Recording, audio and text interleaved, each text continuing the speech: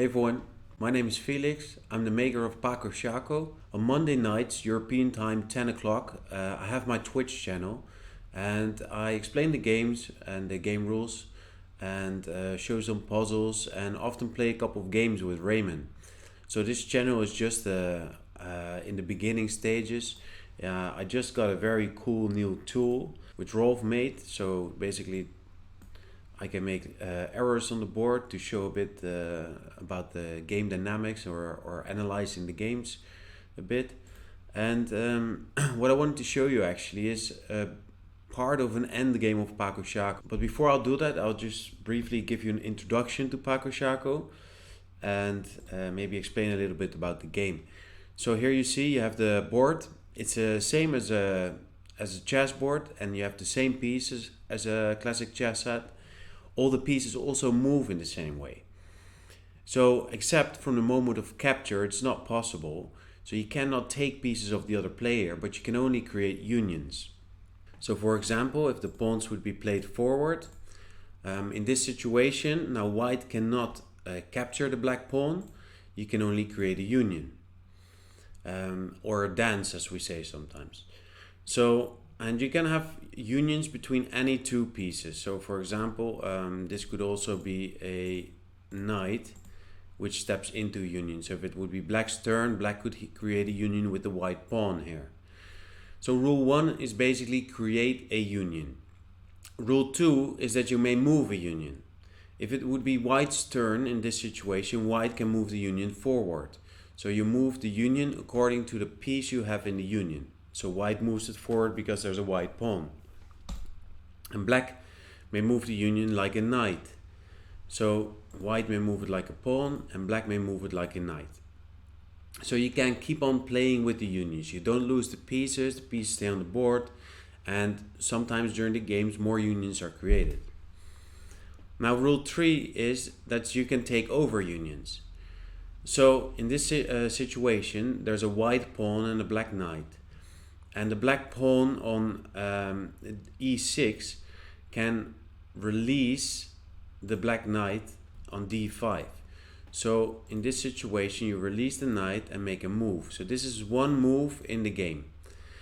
So 1, 2. This is one move in the game. So this is rule 3, is taking over unions or taking over the dance, as we sometimes say. What you cannot do is just take this knight out of a union. So you're not allowed to take pieces out of unions just on their own. So you always have to release it with a free piece and then make a move. Now this move of taking over unions can also be longer, which brings actually a chain reaction. In this situation, black would like to possibly release the knight and create a union with the king, which actually would mean a win. So the whole aim of the game is to put one of your pieces together with the king of the other player. Dance with the other player king, win his heart and win his kingdom. So this bishop can basically go here, release the pawn may make a move, and the knight can go to the king. So this is played and black wins the game.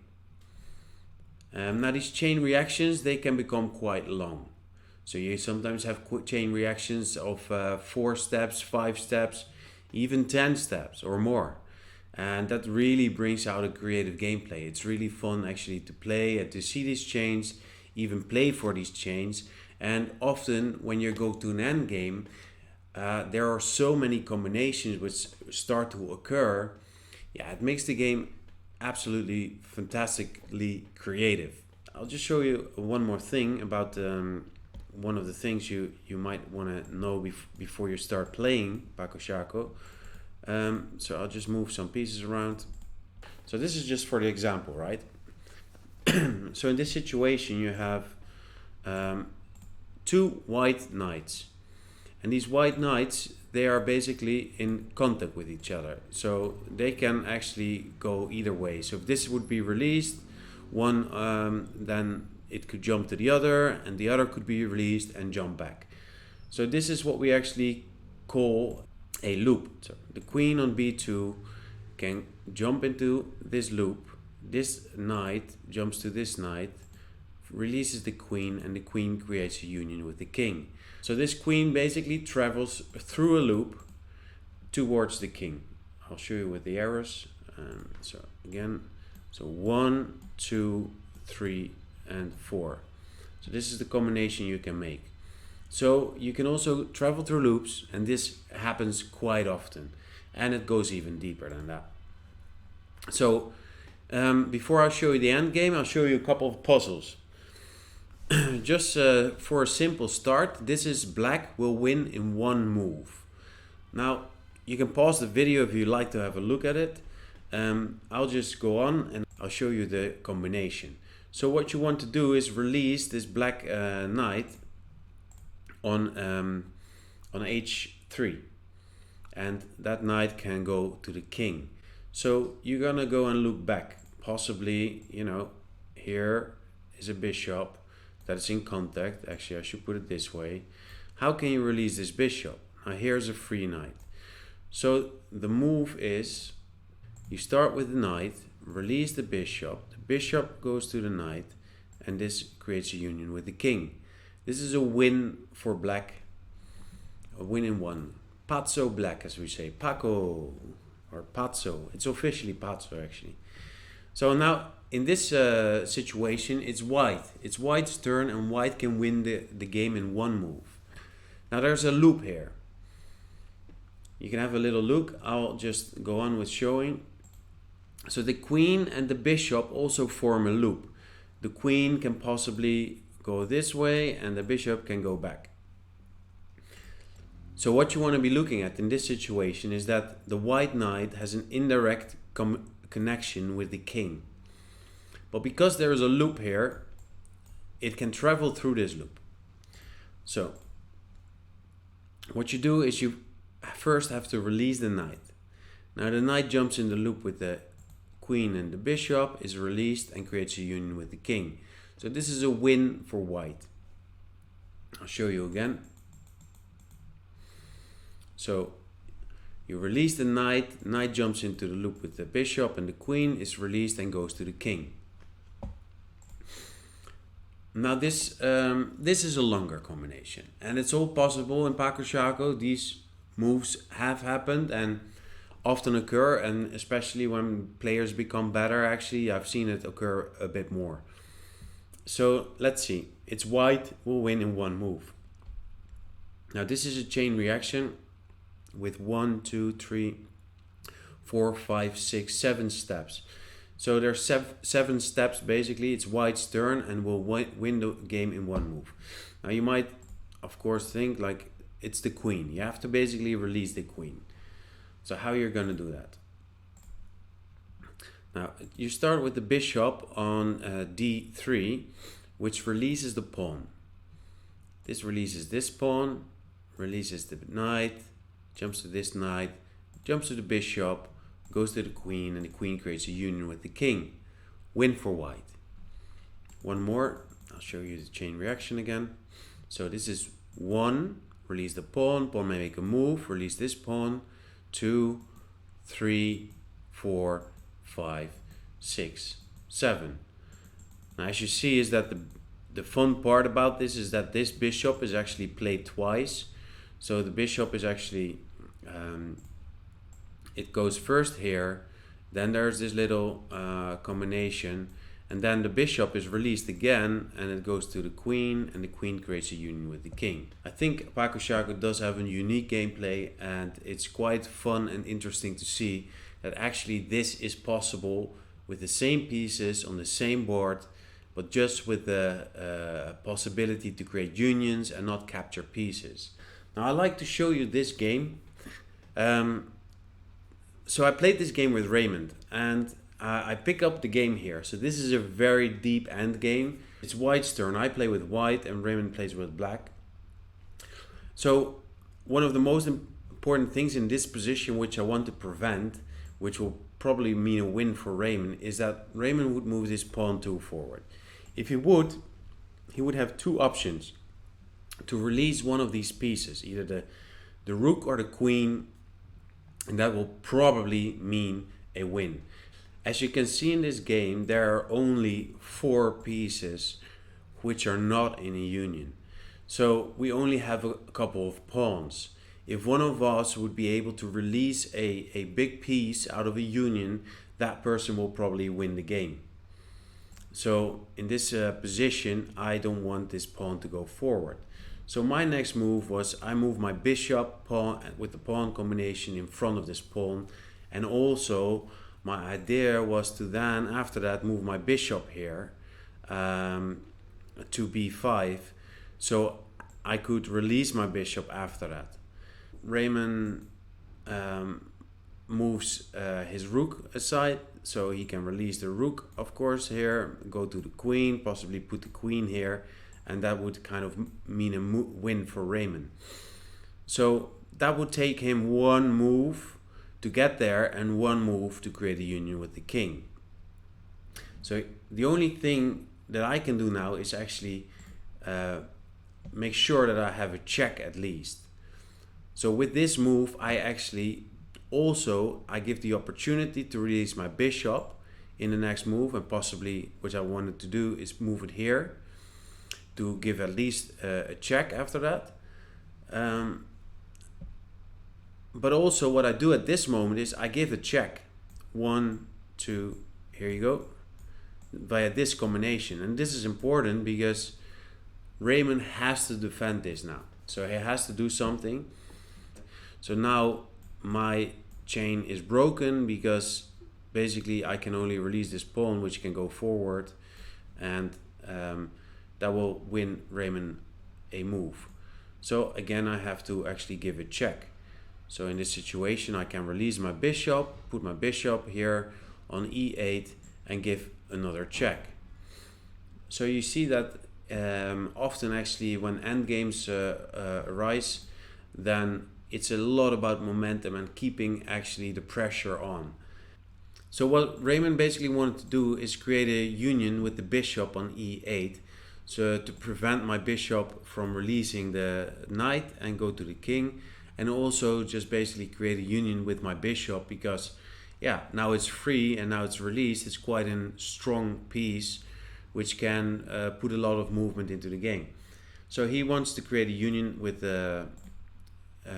that bishop, and he came up with a very long move, a long chain reaction.